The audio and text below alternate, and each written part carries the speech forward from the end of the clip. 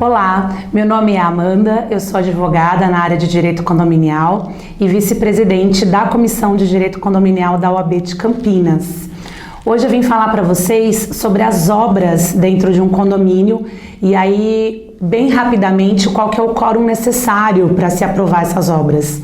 Primeiro, nós temos três tipos de obras. Nós temos as obras voluptuárias, as obras úteis e as obras necessárias.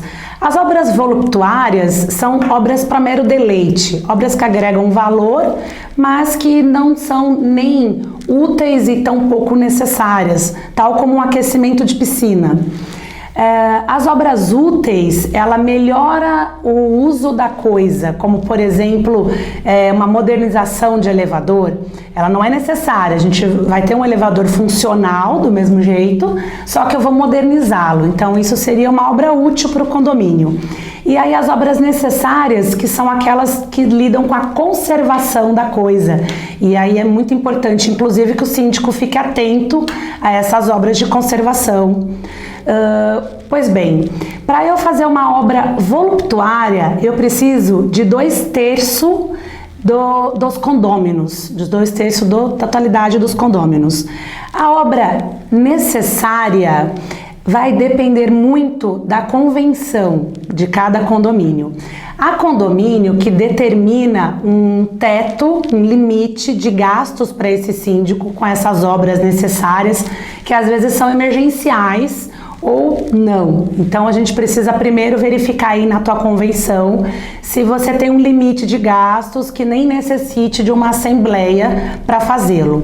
Mas se não tiver esse limite de gasto e essa obra for urgente, obviamente que o síndico vai sim fazê-la, porque ele responde ali pela solidez, né, desse condomínio e mediante depois a levar o mais urgente, o mais breve possível, à Assembleia, tudo que foi desencadeado dessa obra, os orçamentos que foram necessários, a urgência, o valor que foi gasto, e aí entra numa prestação de contas, eu diria até que em separado daquela prestação anual, seria o recomendável.